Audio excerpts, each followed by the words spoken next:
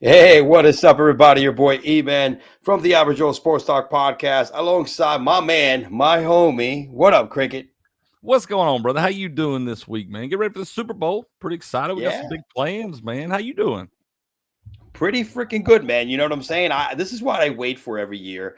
I was telling you offline, I took Monday off. I've been taking Monday off now for like the last 10 years from work because there's no way in hell your boy makes it in great shape. And the older you get, the worse you could recover, the worse you could hang at work with a bunch of people that are going to annoy you. So, yeah, man, hey, I it's I understand, man. There's worse days to waste that vacation on than the day yep. after the Super Bowl, man. Like I was telling you before, you get to enjoy the game now, have a little fun. You don't have to worry about being up early the next day. So yeah, man, I think that's pretty smart on your part. It's absolutely. It's not like I sleep in a lot, but I sleep in enough that I don't feel bad. And me and the wife, take the kid to school. Then we have a day Yeah, by ourselves until like 2 o'clock. We'll go to breakfast. We'll probably hit man. the Hard Rock. We got the Hard Rock Hotel and Casino right here in Hollywood, Florida. Go gamble a little bit, have a Bloody Mary to Bro, set things down, and then we pick up the kids around two I, o'clock from school. And I think y'all got something figured out, man. That sounds like a hell of a day, man. we do that shit at least 3 times during the school year. First I day of love that, school, bro. the Super Bowl, day after the Super Bowl. I think another time here and there whenever I decide to do that. So, Hey, it's a, that well, good luck to y'all then, man. I hope y'all break the house. oh, absolutely, we're planning to. But we're My breaking man. today, bro. We're breaking this Super Bowl episode, baby. Another edition of the Unscripted Sportscast. Of course, with your boy E-Man from the Average Joe Sports Talk Podcast, my man Cricket, all right, Sports Pick Local, and Cricket. This Super Bowl, man.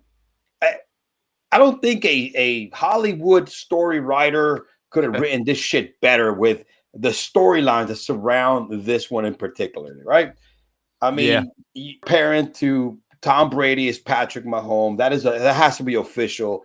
Fourth trip to the Super Bowl in 6 seasons. Andy Reid doing what Andy Reid does best. Bill Belichick 2.0. You have the Mr. Irrelevant, been in the league for 2 years, led the team to the Super Bowl. They probably could have made it last year if it didn't get hurt in that. And you and I have said this Yeah. against the Eagles, right? The way that they played. I mean, my gosh, man. And then you have this whole, which your favorite part of this whole Super Bowl, the Taylor Swift freaking factor here, where everybody's just putting it in there some type of like equinox or some shit like that. You know what I mean? Where this is gonna be, what is gonna like twist or bent or I don't know, twist the Earth's axis that night. I don't know what the fuck I'm saying over here, but there's so. I mean, this you could have painted this better. You know? Yeah, man. A lot of people were, you compare Patrick Mahomes and Tom Brady for the reasons that the championships and the success so far for Patrick Mahomes. But I like to look at Brock Purdy being more like a guy like Tom Brady. There, man. He was the late round draft pick. Patrick Mahomes. A lot of people may not have known who Patrick Mahomes was, but Patrick Mahomes was still a first round draft pick. Yes, yes. And so if Purdy's more like the Tom Brady guy, the late round pick that was doubted, that nobody expected to be much. And you talked about that game last year. Yeah, if he doesn't go out against the Eagles, that's a much different game right there. You can't lose. And he kind of came out of obscurity then, but the guy has shown. A lot of people thought maybe beginner's luck, things Yep. like that. But we've seen this guy consistently. We watched him come back from tough games. Yeah, we saw him have some tough games, but I've seen him rebound. But I've seen him have to make the plays down the stretch. I've seen him do it. He doesn't have a hand cannon arm like a Josh Allen or somebody like that, but throws very accurate ball, can sling that pill around the field. Smart guy, doesn't turn the ball over. I mean, I look at that 49ers defense alongside Brock Purdy and all those weapons on the offensive side of the ball. I know the Chiefs are playing as well as anybody, and they're the champs till they ain't, but it's going to be hard for me to go against the 49ers in this game. I'm telling you, man. I'm with you here. And again, everybody has gone against the Chiefs, and I was one of the few ones that kind of like went with them pretty much along the way, including against the Ravens. I did say that Ravens should win, but I would not be surprised if they pulled it off. But this one feels a little different. This one feels a little different because of just how complete the 49ers are, and what's crazy is that they haven't played their best game yet in the playoffs. That's the scary part. That's Uh, fair. they might figure it out in the big one and come in guns blazing. And what about the hate that Brock Purdy has gotten right throughout the season, especially now in the Super Bowl? One thing that does impress me about that kid, humble as nobody. You know what I mean? Because you could Oh, tell yeah, his man. his journey has been, I got to work my ass off. I got to prove everybody wrong. And when they ask him again about the question of a game manager. I love his answer. Let me play this for you, man, so we could react on this. But I love how he answered this in media day, the first day on Monday. And I think, bro, he nailed it. He nailed it because before I keep going, let me play this clip real quick. Let's share this right here. Let's go over here. Hold on a second. We got it. And let me just go in here. Where it's like, all right, you get a guy that can let me just go back. And the job of a quarterback to manage the game. So what's your thoughts on the entire thing? Yeah, exactly that. Like, I feel like it can be a compliment at times where it's like, all right, you get a guy that can come in and run the system well. I feel like that's a compliment. I think that's, you're doing things right mentally, and obviously you're good enough to be able to hit guys that are open and make plays. There's 32 teams in the NFL, and there's not a lot of people that can come in and play the quarterback position well in the NFL. It's a hard job. So if you're saying that I'm a game manager and I don't look flashy in how I do it, I mean, that's your opinion. That's okay. And at the end of the day, I want to do what it takes to help my team win. And so I think winning at the end of the day in the NFL is probably the biggest and most important thing. And thinking about your childhood, isn't that the job of a quarterback bro, to manage the game? How, what's your thoughts on the entire thing? Yeah. What do you? Yeah, well said. You can't answer that any better. I think he was right. A lot of times people, when you call someone a game manager, it's like you're throwing shade at them or something, because it's like you're trying to say that they're not the caliber of athlete that's going to just take over a game, do these things. But game managers, man, are, we see it every year. Usually a game manager is playing in the Super Bowl. And, as long as you surround those guys with weapons, and you got a guy like this with some humility here that understands his role in the team and simply makes this team better with his skill set. He does have his own set of skill sets, and being a game manager is one of those. A lot of people want to throw shade at that, but you look at any NFL franchise out there, and you get a guy like Brock Purdy that can really, really not, he doesn't turn the ball over to give up a short field. He doesn't really put his team in bad spots. We've seen it a couple times, but not a lot, man. And so I think he answered it pretty well right there. But I think a lot of times game manager gets shade thrown at it, but maybe it shouldn't. Look, I'll be honest with you. The greatest quarterback of all time was a pretty damn good game manager, right? He didn't have a strong arm. He was pretty accurate. And when most of the time, if you look at all these Super Bowl wins, there was not a lot of blowouts. A lot of low-scoring games, right? Stuff, but you didn't make mistakes. And that's kind of, why I like the, more so. I know we're always going to have the Tom Brady, Patrick Mahomes comparisons, but they're just completely different players, man. Can come from completely different, I don't want to say backgrounds, but their story to get to the league was completely different, And so it's like, I think Brock Purdy is a lot more similar to Tom Brady than people realize. Now, obviously, he's got to put it together, win some rings, and, be in the big games every year like those guys have been. Before you get put in that conversation, you got to be in those games every year. And, but, I see a lot more comparisons with Brock Purdy and Tom Brady than I do Patrick Mahomes and Tom Brady. I guess definitely from a standpoint of the way they got to the NFL. I guess what I meant more from Patrick Mahomes is more the accolades, right? The accomplishments. And well, you look how they wind up becoming starters. The guy in front of them winds up going down, and you get a chance. Patrick Mahomes, when he came in, there's kind of like they knew that was going to be the guy. Like both these guys, Tom Brady and Brock Purdy, when they were drafted, nobody knew for sure if you'd ever see them on an NFL field, other than maybe in a practice. So nobody knew that for sure. And they wind up getting their shot, they take advantage of it and run with it. And so I see a lot more similarities in them than people realize. Yep, this is what they envisioned Trey Lance to be the quarterback in this position within 2 years. When you draft a guy, what was it? What did they want to draft him? Number three overall or something like that? I mean, they moved down like 4 spots, something like that. He was a top 5. So I still, that's kind of off topic. I still got hope for Trey Lance. I hope he winds up getting a shot and is able to do something. I don't know if he ever will, man. I don't know if his style translate and the injuries and stuff too. But I'm still, kind of hiding in the background, pulling for that guy because I'd like to see him really get at least a shot, more so than he's had so far. But yeah, they fully expected him to be the guy playing in this game, not Brock Purdy. Yeah, not Brock Purdy, man. But you know what? Hey, at the end of the day, man, look, it's you got to be in the right place at the right time, and forget about systems. You got to play. You got to have a game plan that is that suits the skill set of your quarterback, right?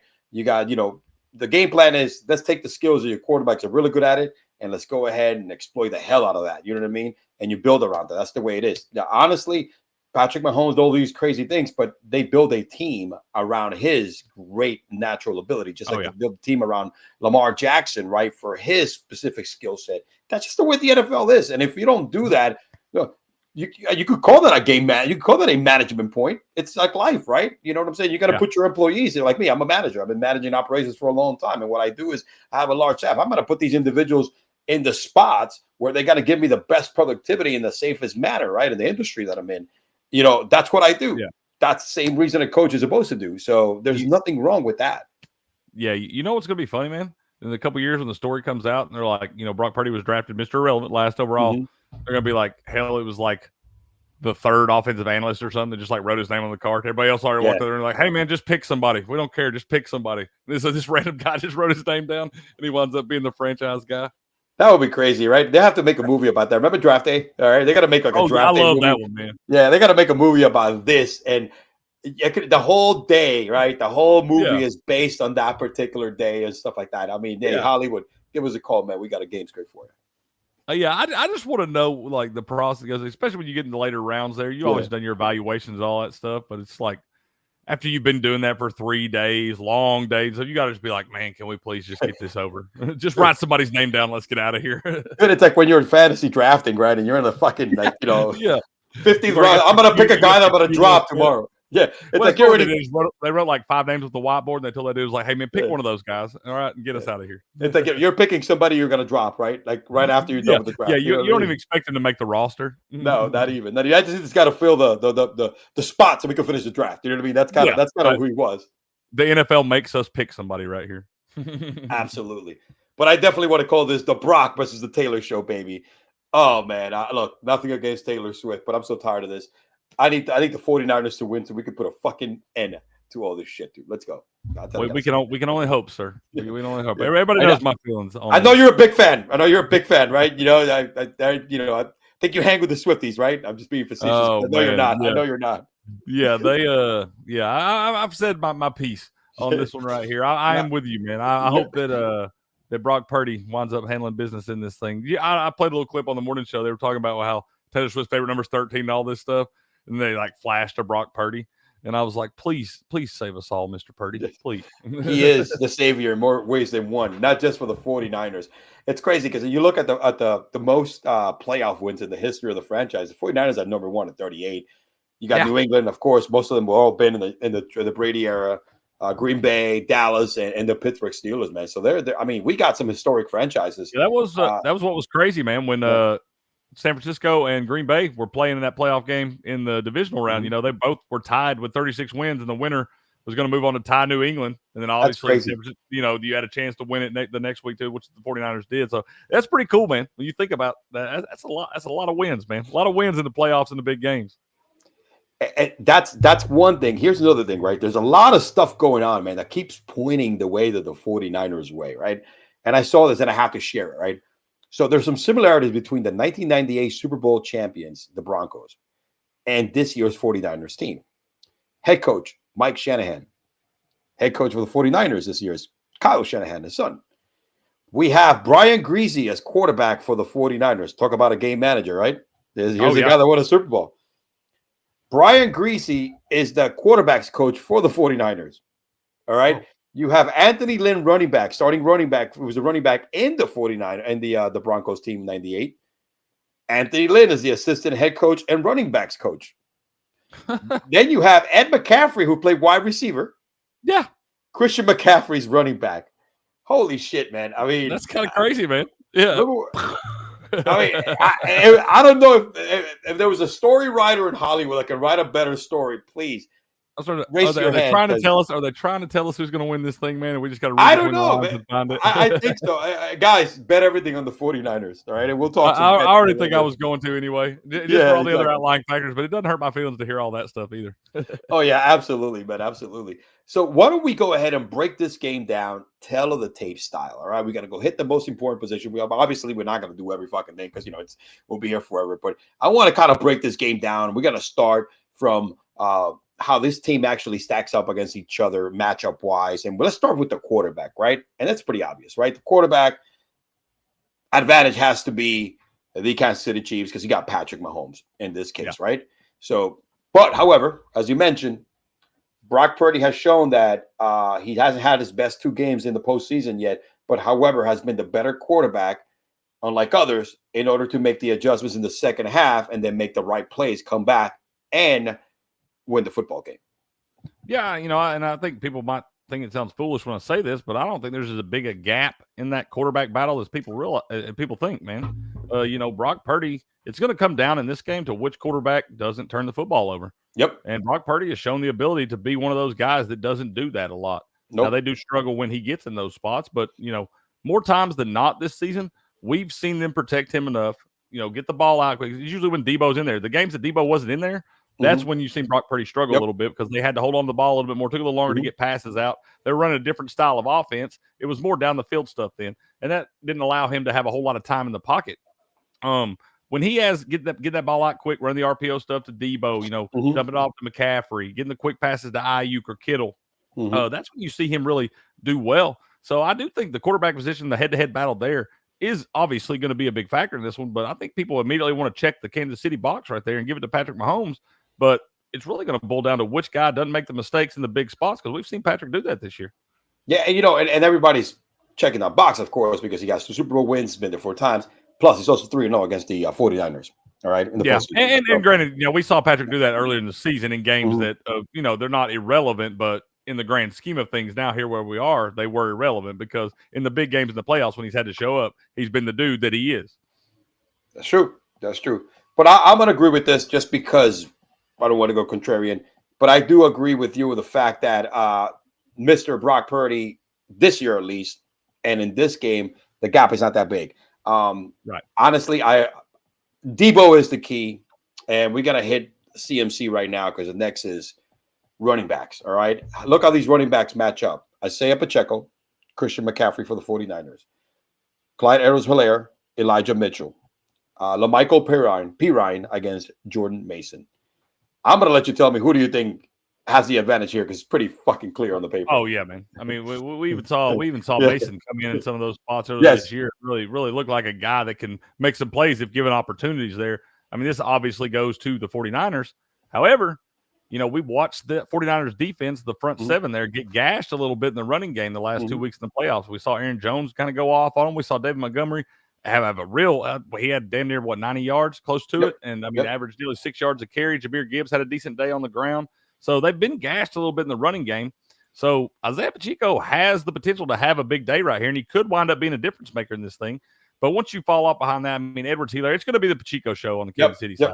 You're going to see Edwards-Helaire maybe for 4 or 5 carries, if that, maybe 2-3 carries and a catch or something. He's not going to have a whole lot of volume in this thing unless, God forbid, something was to happen to Pacheco. We never want to see anybody get hurt or anything like that, but it's a reality of the game. So that'd be the only way I think Edwards-Helaire would get the bulk of the carries. So it's going to be the Pacheco show, and it really depends if they can get rolling like some of these other teams have in the past few weeks against that 49ers front 7. No, absolutely. Definitely give, like you said, their third-string quarterback could be a starter probably in another team, the 49ers and Jordan Mason. He's that good. He's a football player, man. Elijah Mitchell is nasty. Just injuries is what actually has kept him from not taking the next step because he was a starting running back before they traded for CMC. There's really nothing you could say about Christian McCaffrey. This is his time. He's been working his ass off since he was a kid. He's seen his dad in the Super Bowl. You know what I'm saying? That kind of stuff. This is the time where McCaffrey wants to shine. And defense-wise, I think Pacheco can have a really nice day because Pacheco is one of those angry runners, man, that just gets yards of rage, all right, extra yards of rage. And Andy Reid is going to come prepare to give him the football and put him in positions where he's actually going to get some really positive yardage. And that's a big factor. But I think overall, talent-wise, San Francisco, and I expect McCaffrey, as good as a run-stop defense the Chiefs have, they're not bad. And they're like, the second best defense in the NFL. I think Christian McCaffrey, as he proved against the Ravens, who were probably the number 1 defense, they may not have looked pretty, but McCaffrey gets yards as well, man. So, we'll give the nod to the 49ers. Yeah, absolutely. I think that's a clear-cut winner in my opinion in this one, but I do think Pacheco could have a big day. Exactly. But no, I think Pacheco overall, but he's going to have to. I don't think they have no choice because they don't have the weapons. If he doesn't, they get whipped. Exactly. I mean, because Pacheco's going to control, he's going to be the guy that's going to control the clock, right, by running the ball. And that's advantage to the Kansas City Chiefs. If they don't do that, if they cannot run the football and burn that clock, they're going to be in trouble. And I think it's going to be big who gets out early in this thing. You know, the Chiefs have scored a touchdown on their opening drive in 8 straight games in the playoffs, which is incredible to me. So, you know, can the 49ers slow that down? Because the Chiefs have shown the ability to hold a lead. They don't have to score a whole lot of points to win a football game. And so it really, to me, a big factor in this thing, too, is going to be who can get out front early on. Absolutely. No, and I don't think the 49ers can afford to get behind big leads against a team like the Kansas City Chiefs with the pedigree they have and that really good defense that can hold leads up there. So, you know, we say that too, but we look at that game against the Lions last week, who had a defense that was playing pretty well. And, you know, you fall in a pretty good hole there. But, you know, I think that was their scare, and that's the way that was the only one they were going to do that in. I don't think we're going to see them fall behind like that. They know they kind of had a get out of jail free card. Now, they came out and earned it in the second half because they whipped them boys in the second half. They came out pissed off in that third quarter. But, you know, I think they've already had that one, and I think you'll see a much closer game. I don't know if we'll see anybody really jump out to a big lead in this one. Okay. Yeah, I think this is going to be a closer game, and we'll talk about the scoring when we get to our bets, a couple of bets that we want to give the public here. Now, with that being said, we go from running backs and controlling the clock. The Kansas City has to be the game plan to wide receivers. All right, Travis Kelce for the Chiefs, Rashid Rice. It stops there. After that, it's a bunch of plumbers: Marcus Scantling, Justin Watson, Noah Gray, Kadarius Butterfinger Tony, Richie James is a good punt returner, and McCall Hardman, who will get some type of jet sweep. Brandon Ayuk, Debo, George Kittle. Even when you get down to Juwan Jennings, who's been getting involved a lot more, which he's been benefiting from the good defenses against Ayuk and everybody else. Brandon Ayuk, I mean, dude, not here in my book has to be the 49ers, you know, but it's how they use it, you know, and what kind of matchups. And it all starts with Debo.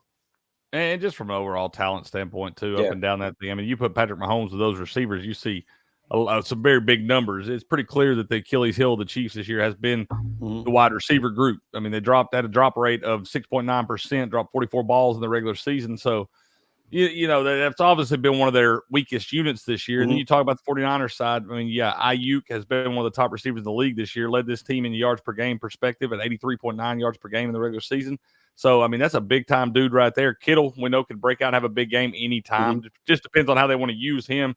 You got Debo, that's the ultimate Swiss Army knife, paired with another Swiss Army knife in McCaffrey, who could catch the balls in the passing game. You talk about Juwan Jennings get involved. We saw Chris Conley make a big catch in the playoffs this year. We've seen Ray McLeod and Ronnie Bell make some plays early on in the season, so we know it's in there, and they have some plays in the playbook for them. So, yeah, I think it's clear-cut. It's pretty much the 49ers right here. And, you know, this is going to be one of the groups that makes or break this game. Now, if the Chiefs have some of those guys that have been lackluster all year long and dropped a lot of balls and really struggled, if some of those guys can step up and make big plays, we saw it against the Ravens with Marquez Valdez-Scantling making the big catch on the fourth down to steal the game at the end. So, you know, if you see some of those guys, those unsung heroes, make some big plays down the stretch, that could be the difference for the Chiefs. But I got to give the nod to the 49ers right here. Yeah, and I really like the role that Juwan Jennings can play in this game, right? 6'3", solid run blocker. And go balls. Exactly. And he had some he has some huge plays in the last game. So, and throughout the playoffs right now. So I think that's your flyer here. And we'll probably talk about him a little more when we build our lineup here. We're going to do the showdown lineup, all right, my man? You know what I mean? We're going to do this live. I'm going to bring it up on the screen. I mean, we're both going to go at it, baby. We're going to dice this shit, man, all right? Right. Moving on. We are heading to the offensive line. This is pretty – honestly, I think this is pretty good. I mean, pretty even, right? But Donovan Smith, Nick Algiretti for the Kansas City Chiefs, Creed Humphreys, Trey Smith, Jawan Taylor, Trent Williams, who – huge key factor. Aaron Banks, Jake Brindell, Spencer Buford. I mean, in this case, I know we got to pick a side, but I'm good with actually giving a pretty even match. But let's give it a tie, right? You know what I mean? Yeah, I mean, I'm with that. I'm cool with that. I'm cool with just putting a dash on both sides in this one right here. Because I mean, but they are going to be a big factor in the game. Because, both defenses on the other side. That front line on the defense for both sides is pretty nasty. You got some big beastly dudes, so you're going to have to see some guys be able to make some plays and keep those monsters off of their quarterback. So they will be a big X factor. But, yeah, as far as picking one over the other, you know, I think it's tough to do right there. I think that, you know, that's why you're in this game. It's because you have a great offensive line that gets the job done and keeps your quarterback standing upright so he can sling that pill around to those other weapons. So, yeah, I think it's pretty even right here. Hey, man, listen, they forgot about Kyle Juszczyk, right? This guy can also block. Love that guy, bro. He's a genius, too. Harvard grad. What a beast. Yeah. This guy fucking blocks like a lineman, like a tight end. Who lines up, can line up as a tight end, the fullback. Hey, man, he'll go catch one on the sideline with a toe tap, man. Just looking smooth as butter. I love that guy, bro. Oh man, now I might change my mind. If he's in there doing the blocking more, I think let's go 49ers, man. The 49ers. That's right. That's right. Yes, sir. Hey yo, what the fuck? Hey yo, what the fuck? Oh shit. Hey yo, what the fuck? My bad. Hey yo, what the fuck? I forgot to hit it. I forgot to hit it to fucking stop here. I like it that you kept it going. That was pretty good. I like it. What do you think of the front seven, man? Man, Chris Jones, right? Treshaun Wharton, Willie Gay, all right, for the 49ers. I mean, for the Kansas City. But then, Nick Bosa, Armstead, Chase Young, Greenlaw. I mean, Fred Warner, linebacker. All right. Man. I mean, you watch some of those guys like Tranquil step up on the other side for Kansas City too. I mean, this guy got to give this edge to the 49ers just based off they've got some monsters over there. I know Chris Jones is a future Hall of Famer, one of the most dominant players in football right now. But you got Fred Warner, Dre Greenlaw, Chase Young. They've had some rumbles up there, but Nick Bosa is a monster. And but I don't know what's going on with Chase Young. I heard some rumblings that he must not be a very good teammate or so right now. I don't know what's going on there, but they were talking about maybe him not playing some or not playing as much. And I don't know why you would do that. I felt like he had a pretty decent game against the Lions there. He was making some plays. Guy's got a high motor. So I don't know what's going on there, but I got to give an edge to one right here. I like the Kansas City Chiefs front seven too. And I know they can make plays and be the difference in the game, but all those beasts on the other side for San Francisco, really, it makes me hard to. I don't know that I could pick any front seven over that front seven. They're big, they're fast, they're athletic, right? They're monsters, like you said. I definitely give San Francisco a nod on this one right here. That's why. I mean, and again, this is another key factor here, another key matchup where which defense is going to step up and get to the quarterback. I do think Fred Warner has a big game. That's one of my top props. I like him over 8.5 tackles and assists, but I think he has a big game. Nice, very nice. All right, I got to write that down. Here we go. Secondary. All right, Snead has been playing really, really well. Trent McDuffie, all right, as a cornerback. Jalen Watson, Joshua Williams in the safety. Justin Reed, Mike Edwards. Then you got Ward, who's also been playing really, really good shutdown corner. DeMondre Denor, Ambry Thomas. I'm not gonna name everybody here, but then you got again Tashawn Gibson, Jahir Brown. I can't pronounce some of these names, and Logan Ryan. I mean, who do you think has the edge here? It's tight. It's close. Close. You got two guys that are playing really solid. You know what I mean? That are playing shutdown defense.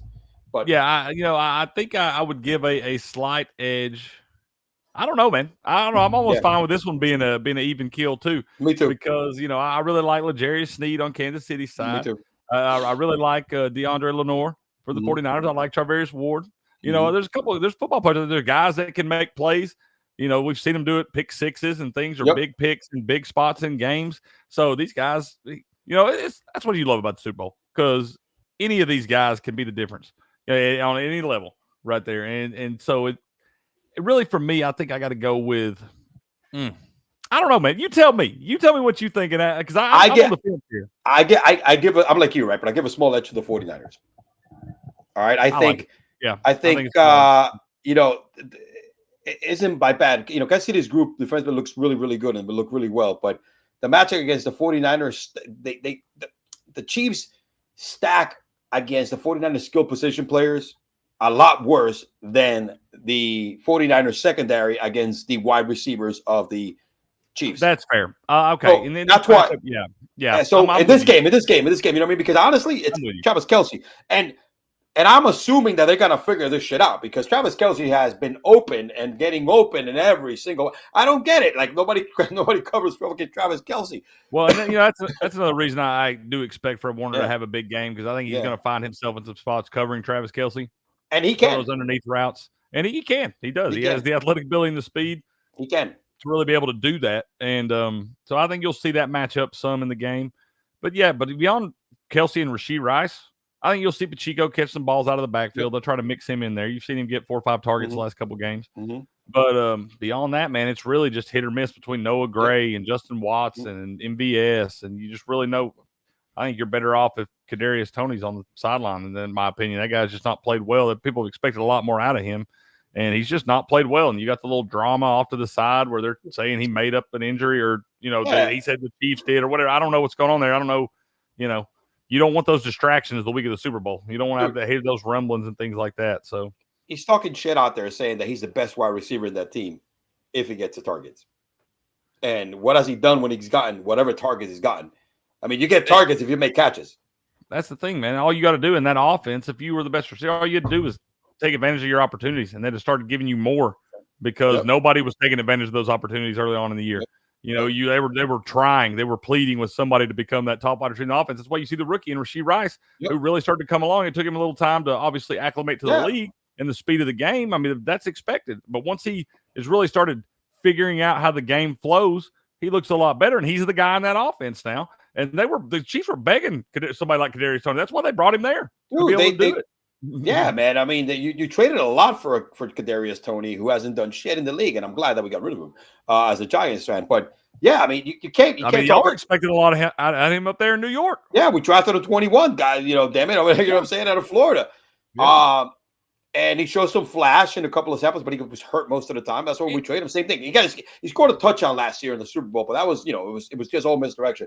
This year, this guy should have been, after Travis Kelce, the number 1 wide receiver for this team with his resume.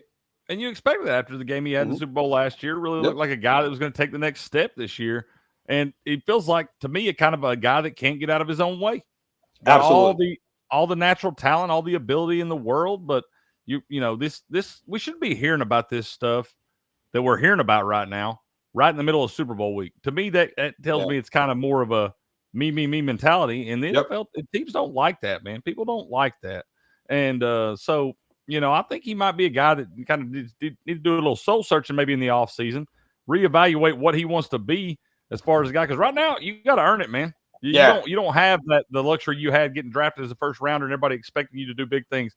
Now you got to earn it at this point in your career. So maybe he'll do some soul searching in the offseason and become the player most of us expecting him to be. Well, but right now, I think he's better off on the sideline. Honestly, dude, I would, if I'm the Kansas City Chiefs, I would fucking grab the private jet, call security, and toss his ass in there and send him back to whatever the hell he lives. He's better off not being around the team, whether he's injured or playing or not. Yeah.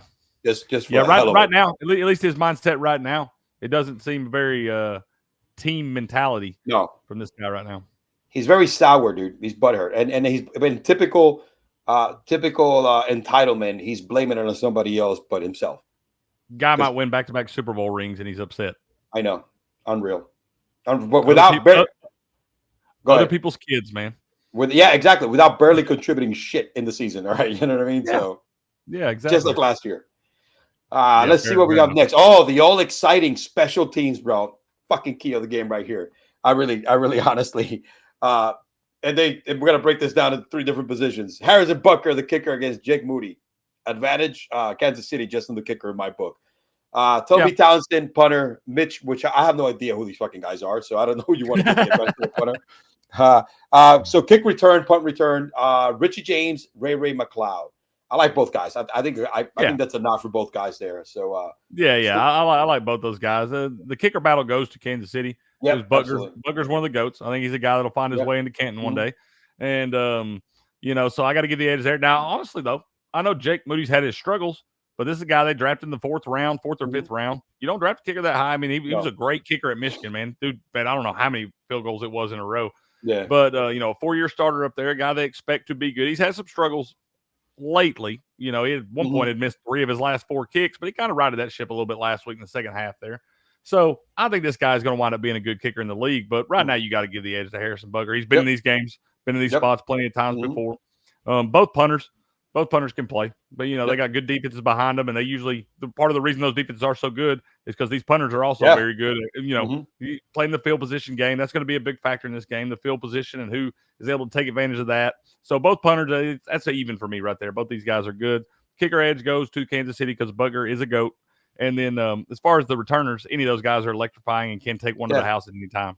Yeah, they're both guys can line up as wide receiver as well and play really good, hit the slot and stuff like that. So they're both. Yep. I'm with you. Butker can actually hit 45-yard plus without a problem. Moody struggles with longer kicks over 45 yards and 49 yards, something like that. I know he misses most of his. You do see him. He doesn't have quite the leg now. No. Butker, I know he's getting up there in years. He doesn't have the leg he had 4 or 5 years ago, but he still can boom it. He can still make that 50+ yarder for you if he needs to. Jake Moody can do it, but they're not near as confident putting him out there in that spot. So I don't know in this spot if you'll see them really attempt some longer field goals because you don't want to give that Kansas City team a short field. So you may see more in these spots turning it over to the punter, trying to pin them deep and let the defense make plays. Absolutely. All right, finally, brother. Last piece of the puzzle, coaching. Well, we know who that's got to go to right now. Exactly. We know Andy Reid very well may be the GOAT. You'll hurt people's feelings saying that, but right now, right now he's in the conversation, man, and can obviously add some to that conversation on Sunday night.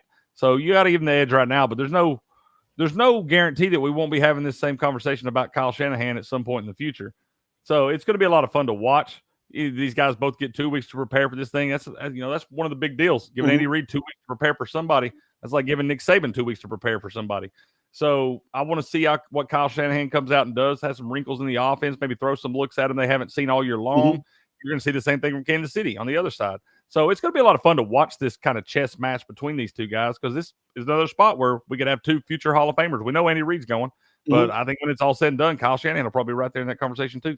I mean, Kyle Shanahan hasn't won a Super Bowl yet, but has had a coaching tree of head coaches under him already, like 3 different guys.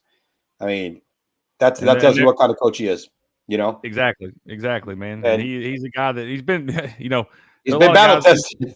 And a lot of these guys are bred to be players. It's like this guy was bred to be a coach from the time he was born, So he's seen his dad win these big games. It's much like Christian McCaffrey, man. Those similarities. These guys have seen that, and you want a little taste of that too, man. We'll get your own drink of champagne.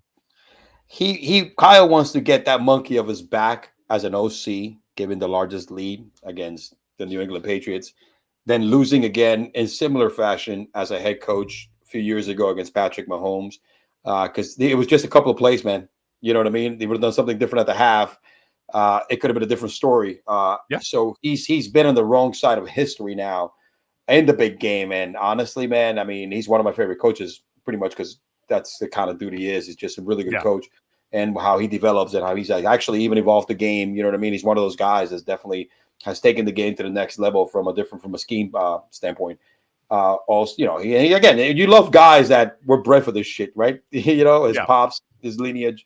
But I mean, definitely advantage coaching because give it to the guy that's been there before. But Kyle Shanahan is no slouch, and he's probably hoping to make sure that he is on the right side of history on this one instead of on the wrong side of it. So, yeah, and it's gonna be a lot of fun to watch this matchup between these guys. Yep. 2 great football minds. Absolutely, man. That's definitely pretty awesome. It's gonna be 2 great football minds. Absolutely. I love Andy Reid as well, man. Andy Reid was the Kyle Shanahan at one point before he got Patrick Mahomes, right? Oh, made it to the big game with Donovan McNabb. Always won, right? He was that guy. He was respected without the Super Bowl ring, right? Yeah. So it's kind of like he could watch Reid can watch himself in the mirror. That was me. That's a great point, man. You're right because you have to do a lot to gain that respect as one of the best coaches in the league without having a ring. That means your pedigree's pretty good. That means people watch you coach a lot of football, and more times than not, you've been the right guy. So I mean, you're right. It's a very similar comparison. I didn't think about it that way. So that's another cool little tidbit in this thing, man. Yeah, man. I mean, absolutely, brother. You know what I mean? So. Yeah, baby. So we're staying on the Super Bowl here, man. Let's go back to Taylor, bro. Here you go, Taylor, and most playoffs wins. We are, she looks pretty creepy there. That picture He just popped does. off the internet. I was Yeah. gonna say, that's not a very flattering picture at She all. looks Man. like a witch, bro. She looks like a freaking witch, He man. does. Look, some stuff off Hocus Pocus or something. Yeah, dude, I never heard so much like conspiracy theories surround this woman since like this whole week in the Super Bowl. You know what I mean? Everybody and their mother is now an analyst of her career and the Illuminati that she leads or some shit like that. You know what I mean? You know what? I'm buying and all that. So I'm like, God, the thing is like, that's the thing is like, I never had any problem with Taylor Swift ever. No. It's not that I don't even think I have a problem with Taylor Swift. I have a problem with the NFL and the media shoving this shit down my throat for months on end now. That's what I have a problem with. It's not football, damn it. It's not football. It's like, yeah, they're the only reason that I have to hate Taylor Swift. It's their fault. I mean, you stop shoving it, bro. It's like, you know, it's like bad medicine that your mother used to shove down your throat when you were a kid because you didn't want to drink it. So, but it made you. It doesn't make me better. Making us take it, man. Oh man, absolutely, brother. So listen, why don't we jump before we build up a fantasy lineup? But we talk. Actually, well, let's talk some squares, bro. You do squares? You do squares? Like football boards? Yeah.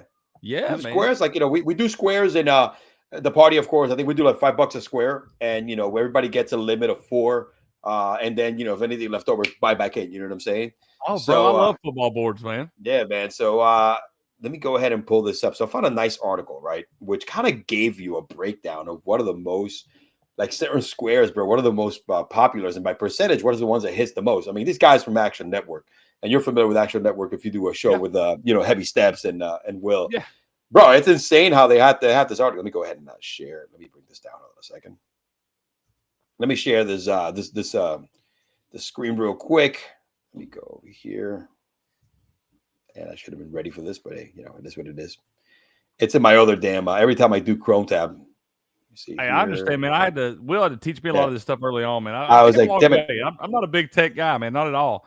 And I've had to come a long way. I've had to kind of pick up the slack. He's just had the twins, so that boy's got to get some sleep when he can. It's a lot harder for him to get up at 4:30 in the morning. So I've been having to drive solo a couple times. Hey, man, it's pretty good, man. 6 months ago, I wouldn't have been able to do any of that, bro. See, here he called me a lot. Here I am showing the wrong screen here because it's for something. Let me go ahead and do it on Chrome because every time this shit happens, you know what I mean. It's like, bro. I'm always like, I'm real bad about putting some up there, and then I'll switch to another tab and be talking about something, and I forgot to share the other tab. And so you got like DraftKings hockey up there, and I'm talking about Brock Purdy or something on the other side. I'm like, oh, switch the tab, Cricket. Be better than that, man.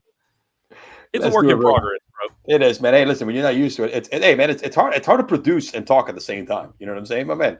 Oh, dude, it really is. That's why all these people that are famous and shit, they're on like the big networks. That's why they got their own producers, because they don't have to worry about this shit. They just got to sit down and talk. No, they don't do any of this shit. No, they're getting the information fed, all right, in their damn ear. Yeah, they put a big screen up there and print it off for them. So check this out. This article right here kind of shows you like per quarter and stuff like that, but we're going to focus on the most popular numbers. And of course, you know, everybody hopes for the most popular numbers, right? The zeros, the 3s, and the 7s, right?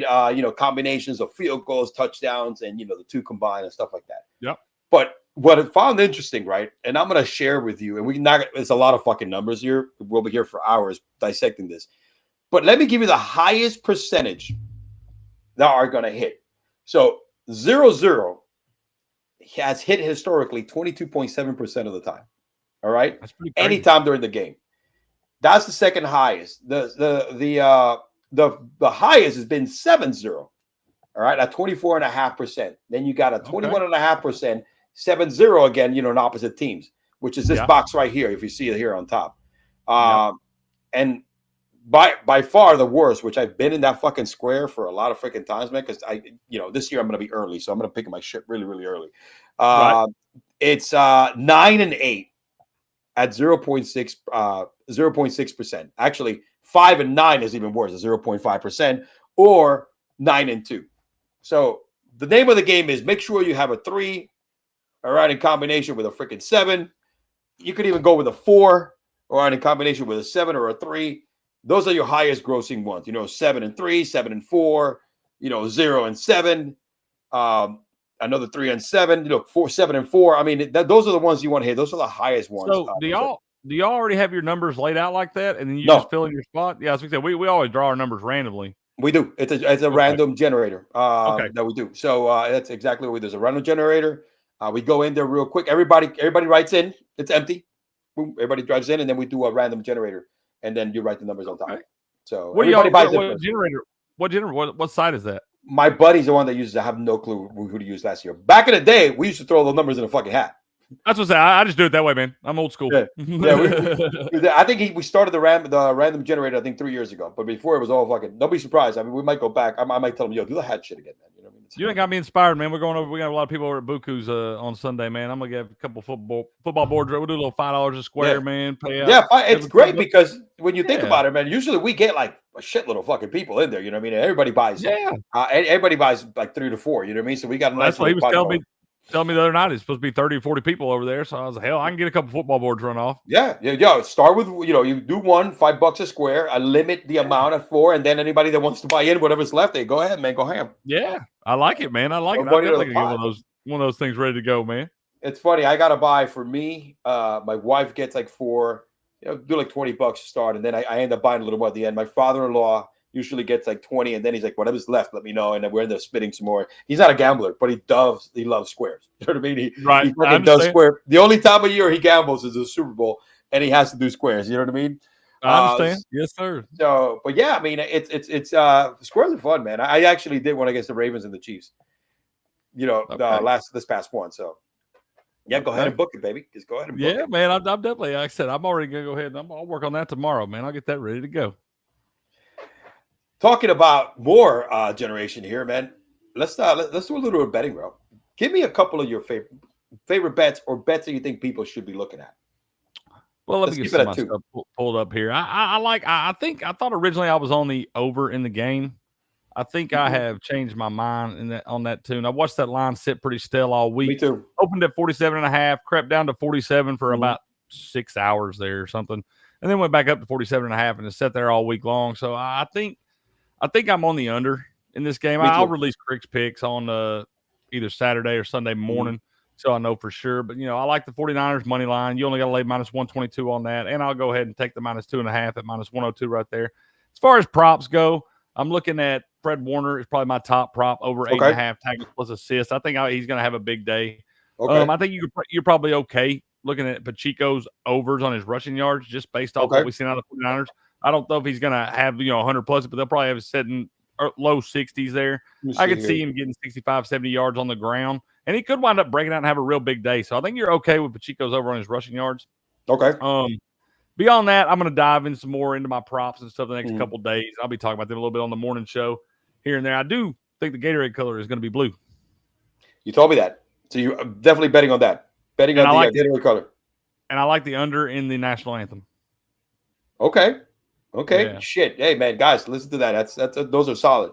I'm gonna go on the I like well, I'll throw here, but I like Debo as a first time touchdown scorer.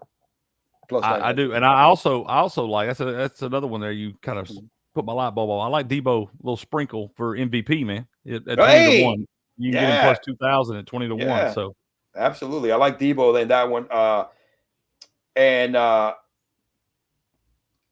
like from a standpoint. Let me get away from touchdowns, but anytime touchdowns, McCaffrey's gonna get one, so I'm gonna stay away from that because so you might want to go on that. Yeah, you gotta lay. Well, what is it? I think it's minus. Shit, it's usually minus around 300 or something like that. I kind of like the Brock Purdy rushing yards as well. I like that one.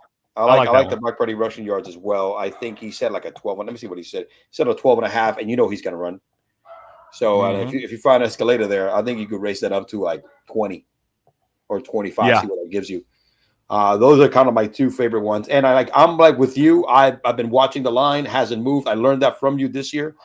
And Ari, when that fucking line has something screwy, that means that Vegas is not reacting, or they're making sure nobody reacts. But I like the under. Going in that, and I guess I'm picking the Niners. I'm picking right now. It's 2.5. 2. I think that was it's 2 -2, right? So spread is 2. I like 9. I might pick Niners on the spread as well. So I like that, man. I do. Tell me this, man. Who do you think we see it every year in the Super Bowl? There's usually an unsung hero that comes out and makes some plays. It really is a big X factor in the game. The David Tyrees and stuff. Yes. Well, who's a guy from either team that could make some plays down the stretch that we didn't expect that really kind of turns this thing on its head. I like Jennings because he's been proving it. I like Jennings. I think Jennings, just like the last game, I mean, don't be surprised if you sprinkle a fucking first touchdown on him too. You know what I mean? Because I remember, like, just like the last game, nobody's gonna be. They got so many weapons, and they got to focus on Debo. They got to focus on Brandon, also Kittle, and he might be the one that's open in one of the drives. Because I think just like Kansas City is going to do the same thing they did with the Ravens, right? But let's say Kansas City gets the ball first and they don't score. I think the 49ers are going to come with that mentality, right? If they get the ball first or second, that they need to score in that first drive to get that whole juju off their back of falling behind. You know what I mean? And that's where Jennings might catch. You know, may have 3 receptions in that first drive or 2, but one of them is going to be a touchdown. You know, I'm with you, man. You know, it could be. There's a few guys that could do that for San Francisco. McLeod can do it, right? Special teams touchdown. Ray may wind up doing it in the return game or something. Yes. You know, he doesn't even have to be catching a pass. He could wind up making a difference in the return game. Yep. We've seen that a few times this year in big spots. So, I mean, I think that you look on the Kansas City side, you got to look at a guy like a Justin Watson or a Noah Gray, guys that we saw make some plays in spots. They don't get a lot of volume, and they're not going to get a lot of targets. But, you know, of the guys that you don't see those 2 guys, usually when they get a chance, they usually making plays for them. And so I think that you could look at them, maybe one of those guys. You probably get a real good odds on them first touchdown score too. So maybe worth a little sprinkle on a few of those guys, man. That's what's going to happen. And those are the guys that we got to look at here when we move on now to building our fantasy lineup here. That's what I'm looking at right now, sir. I'm sitting here. Let's build something, bro. Let me go ahead and share my screen here. And I like big play Juwan, man. I really do. Dude, I think so too, man. Let's go ahead and pick our tournament here. Let's go. Let's do a quick. I like a single entry. Let's go for the $1. And I'm gonna be building a shitload of lineups that day. So create a lineup here. We're looking at 15,000 pot, 1,000 to the winner. We love that. You know what I'm saying? So do you like to start with your captain right away? I mean, you like to, I do. I usually do. That doesn't mean I won't wind up changing it or something. And I never really like to get the top, 2 or 3 captains. I never really like to mess with that. I like to try to save some money down there. Me too. In this one, I did take a pretty expensive captain. I built a little lineup together here, but I took Debo as my captain in this thing, man. Ooh, I like that. I think I built a couple lineups already. I think I like Debo too. I think you get him at a pretty reasonable captain price of $13,800. For those of y'all who don't know what this is, you've got this is a showdown captains, but you get a captain and 5 other flex players. Your captain will get you 1.5 times points, but he's going to cost you 1.5 times salary. You got a $50,000 salary cap you got to stay under. You'll see over here the prices next to each player. You just click on the little plus ad right there. So it's not hard to do at all, man. But yeah, you got to stay on that salary cap, so you got to save a little money on that captain. I like to anyway. And I like Debo at that captain price of $13,800. I think you got some value to pick up some other big dogs down the rest of the way. Yeah, let's get this one really quick out the way. Give me the bargain bin here, because I know you got to put a bargain bin there, in order to build the rest of your lineup. Do you have a bargain bin in this lineup here? I like Juwan for your bargain. You get him at $4,000, and also I'm going to put Butker in my lineup here at a $5,000 price. Okay, because I do think of the 2 kickers. Yeah, I think we're going to see. I'm on the under. I like the under. So I think that the kickers are going to have some impact in this game. And the guy that I think is going to get more opportunities just because he got a little longer leg is Butker. And so I like him to have a pretty good day here. And you get him at $5,000 right there. Not a bad little price at all. Right. Juwan Jennings is cheaper than Butker, huh? That's how much. And that's what I'm saying. You can get some now, and Butker most likely is going to wind up outscoring Juwan Jennings. So that's what that's what the rest of the season tells us. It doesn't mean it's going to happen, but I think we're only spending $9,000 between those 2 guys right there. It really allows you to put some other big dogs in your lineup. I think you've got to put Travis Kelce in there. Absolutely, man. That's easy. He's the lifeline of that whole offense when it comes to position players. Exactly. I think for those 2 guys, I think. Same token, you also have to put Rashee Rice in there because they're the 2 guys that are going to get the bulk of the offense in the passing game. So I like both of those guys to have a big day. We know Patrick Mahomes is going to sling the pill. So I think you can't really trust any of those other guys. No. You're going to pick a value pick, a guy that keeps your salary cap down. I think you've got to look at the 49ers side for that. Yep. All right, we got one left at $9,400, but it's either going to be, what do you think, Pacheco, Kittle? I like Brandon Ayuk. Just because I'm on the 49ers in this one, and I like Ayuk. been the leading receiver from a yards per game perspective all year long for this team. Kind of struggled in that game against Green Bay. Had the little fingertip of God catch last week against the Lions. So, but still, we haven't seen his best game in these playoffs yet. And I've been waiting on it. And I think it's time for him to have a big day in this thing. So he's another one I feel like kind of has to be in your lineup right here. What do you think about the defenses getting a play in one of these lineups? I don't hate that. I don't hate that at all, because you could definitely see, some defense. You could see a defensive tutty here. Yeah. The defense, I do think it's going to be a low-scoring game. Yep. Lower scoring. I think it goes under the 47.5. I'm looking at 24-20 49ers is what I'm looking at for a final score. If you want to throw a little exacta on it, that's what I'm looking at, 24-20 49ers. So, yeah, the defenses could wind up making some big plays here. You wind up, but the only thing that works about the defense is these quarterbacks don't turn the ball over a lot. That's exactly. So I think it's going to be hard for you to really get some points, and if they're able to put up 20 or 24 points against you, you're not going to get a whole lot of points out of those defenses there, because I don't think you see a lot of sacks or turnovers in this thing. No, I think you're banking on a special teams score. Punt return, right, kick return, and that's then both coaches are going to go so prepared in order to make sure that doesn't happen. So here, let's review this lineup real quick for the audience. Check this out, guys. Make sure you take your pen and paper here. Write this down, because Cricket just picked the winner right here. Ready? Deebo Samuel, your captain. All right, he's the guy who's going to score 1.5 times. All right, we got Juwan Jennings. He's going to be your sleeper. Travis Kelce, he's just, by pure targets and volume, he has to be in the lineup, right, Cricket? Right. Butker, you got to have the kicker to save you some money. Rashee Rice can be that surprise guy, and I think Brandon is going to have a huge game, because it's going to be one of those things that I think he's going to get some deep targets, just like you saw against the Lions. So I like it. Yeah. I like it, Cricket. You know what, Cricket? Ready? Boom. Boom. I just locked mine in too, man. This shit's in. This shit's in like Flynn, my friend. All right. So, we are in. One little point you were talking about, the defenses there. If you look at putting both defenses in your lineup, not just in this game, but in the future, even any game, the game you think is going to go lower. So we've seen a lot of games with low totals in the low 30s this year. So in games like that, you look at the defenses. We'll also look at pairing the kickers with that. Yes, you can pair both defenses with both kickers, and it winds up looking real. It's real scary for a lot of people, because you have a lot of money left over in your salary cap. Excuse me. After that, but it's scary. A lot of people can't do that, but you can wind up racking up a lot of points there in those spots. So maybe if you want to do a few different $1 lineups, you can try throwing both defenses in there, whichever one you think is going to play better. Maybe even put in your captain spot, and then you go back and get the top 2 players in each offense. And those sometimes, these contests are always decided by fractions of a point. So little things like that, you want to have a couple different options if you can for $1. Hell, you throw 5 lineups in for $1 piece, you got $5 invested, but just mix and match a little bit. Make sure you're not dependent too much on one player. Another thing I like to do is I like to match defense with the starting running back of that particular team. You know what I mean? And like in this case, you put the defense, you could probably put the running back, like you said, the defense is a captain, and put the running back right behind like Pacheco.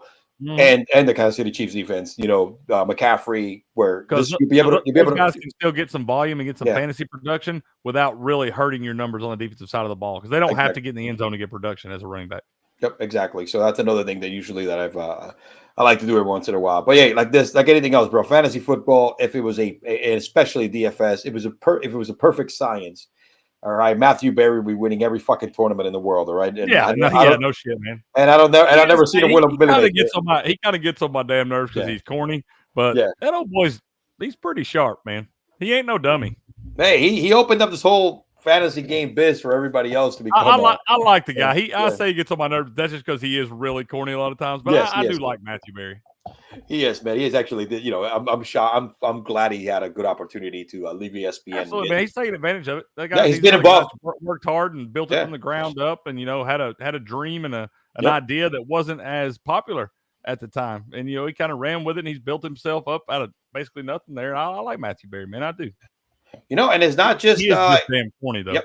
He is. He is not just doing fantasy, but he's also doing sideline stuff, doing some interviews. So he's definitely used his opportunity to evolve his game and his bag.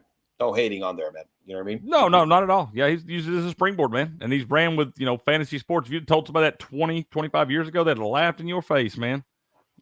There you go. That's Taylor again, bro. Saying, oh yeah, one more time, man. Yeah. Keep showing that picture, man. That's probably the most flattering picture I've ever seen of him. Absolutely. All right, Cricket. We're heading to the towards the end of the show, And, you know, when football season is over, I like to do something called, in case you missed it, the top trending sports headline, where we react to them real quick, rapid style.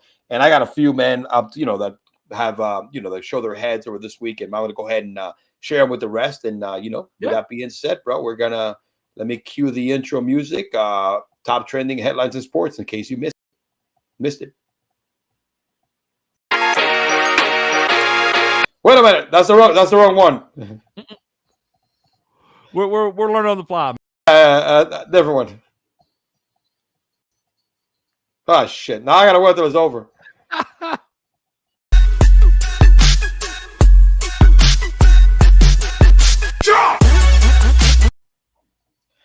Oh shit, man! Hey, it's been a long season. All right, man. That's all right. It makes for good content, season, bro. It's even better when we don't know what we're doing. Exactly, man. Let me look here at my lineup here, man. Let's start this off, my friend, with what do you think of Eric Bieniemy, which we all kind of knew he was not going to have a job. The week started with Eric Bieniemy not getting the nod and coming back. The new head coach said he's not going to bring back Eric Bieniemy, and he hired Cliff Kingsbury. I mean, shit, man. What is the deal with EB? Yeah, man. I don't know. I think a lot of this is. I really thought the only way they could lure that guy away from Kansas City was to make him basically the coach in waiting behind Ron Rivera up there in Washington. I thought that was the only reason he would leave. And I still can't for the life of me figure out why this guy hasn't. He must just not interview well or something. He must just not be a people person. We heard the rumblings in the locker room this year, but a lot of the Commanders player didn't see eye to eye with him. And, you know, they tried to right that ship, but that offense was pretty bad this year. But that had a lot to do with the offensive line, man. The offensive line was supposed to have been revamped in the offseason, and it wound up being one of their worst units on the entire team. And Sam Howell spent way more time on his back than he did upright. So it's kind of hard to throw the ball from the flat of your back there. So I don't think that's all Eric Bieniemy. We saw him have some of the best offenses in the league out at Kansas City, and I just can't figure out for the life of me why this guy hasn't got an opportunity yet. And then you see this stuff going on. So I don't know, man. Maybe he winds up. I'm sure Andy Reid and him have talked something. You know, this guy's going to get another shot in the league, and I hope he winds up getting his chance as a head coach.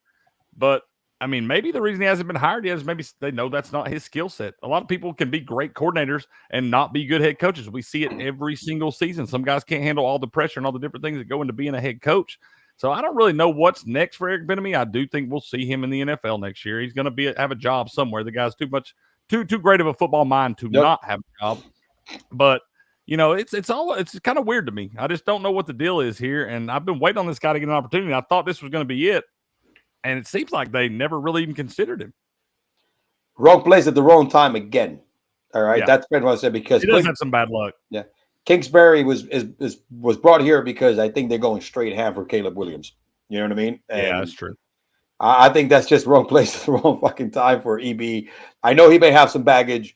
He's definitely going to be. He has to be an offensive coordinator somewhere else. I mean, shit, I'll take him with the Giants. Yeah, fire whoever the hell you have right now. You know, somebody's going to pick that guy up. There's no way you can leave that guy if he wants to. Now, maybe who knows?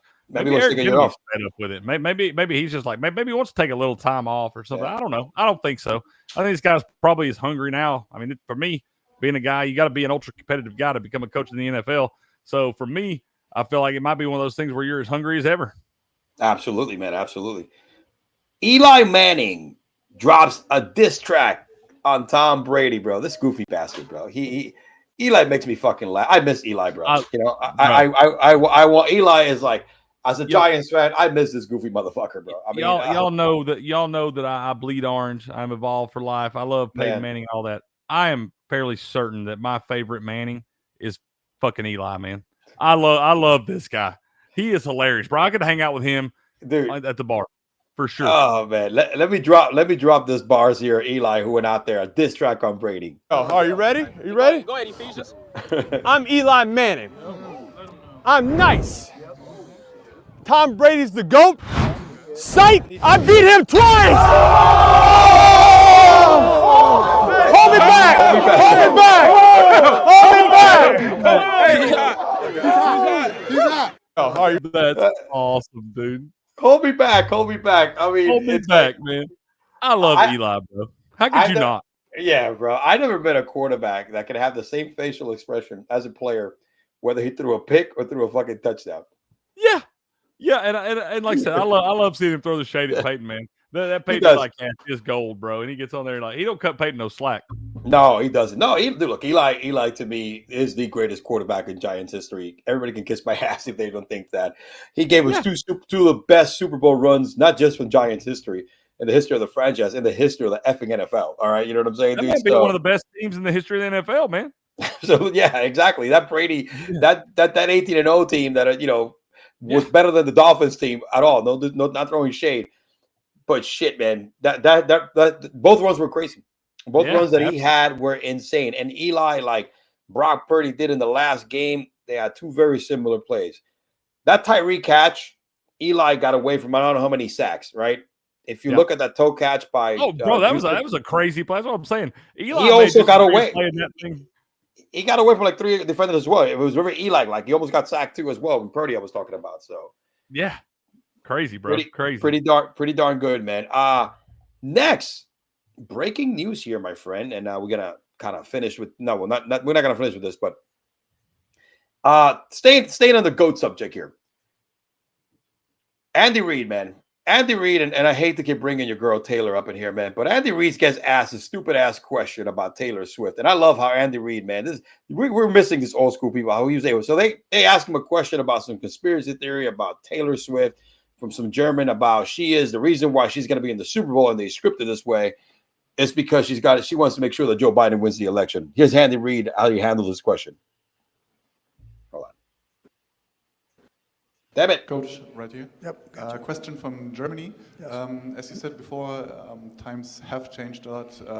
The internet, mobile phones. What do you say about the conspiracies that have popped up concerning Travis Kelce and Taylor Swift, like some kind of Republican conspiracies that you guys made it into the Super Bowl to actually secretly re-elect or help re-elect President Biden? That's way out of my league. Very similar to me speaking German. Listen, we appreciate. I appreciate the question. She's been great, and we had a nice visit with President Biden. That's about as far as I can go last year. With that. That's it, bro. You know what I mean? Hey, it's above my pay grade. Thank you, Germany. No kidding, man. That's pretty funny. Fucking Andy I like Reid, Andy man. Reid. How can you not love Andy Reid, man? You do, man. He was one of those guys that before they won the Super Bowl, that everybody he was he was a Kyle Shanahan. Everybody was rooting for Andy Reid to win that damn chip. You know what I'm saying? Yeah, so, exactly. And lastly, but not least, breaking today, Cricket. Nick Saban has taken a job with ESPN. He's going to be joining ESPN's College Game Day as analysis. Man, that's a huge move by ESPN, my friend, bringing Nick Saban along. And you know what? We knew this was coming. One network was going to snatch him up. What do you think of that? I love it, man. I love Nick Saban press conferences and all those things. Getting that guy on a microphone is gold, bro. Mm-hmm. I love knowing that we're going to get some more of that guy out there on the camera. So we'll probably get the best of Nick Saban now. Mm-hmm. And the way he can break down games and the way he sees the field and stuff. I mean, his analysis will be second to none. Want to see him and Tebow, going back at each other. Two completely opposite individuals here, the different point of views, man. It's just totally different, bro. Totally different. So that's all we got, baby. That was in case you missed it. The trending topics in sports for the week. And cricket, man. Again, bro, we gave the people a lot of information today. Give them a fantasy lineup, some bets. All right, we even talked some squares. Gave them some insight on what squares you should be picking. You know what I'm saying? Yeah. I'm actually gonna download this board. I'm gonna bring them up. I'm gonna take this one here if it's open. You know what I mean? Just based on those percentages. So, absolutely, man. I hope you enjoy the game this weekend. I know you're going to a party. I'm going to a party. Actually, my weekend is banged up because my cousin's 50th birthday surprise party's on Saturday. So that's gonna be. Man, you wide open then, man. Well, y'all stay safe and enjoy the game yourself. I tell you, man. So it's and then Sunday recover. And they got my ass back on the grind, man. You know what I mean? So that's right.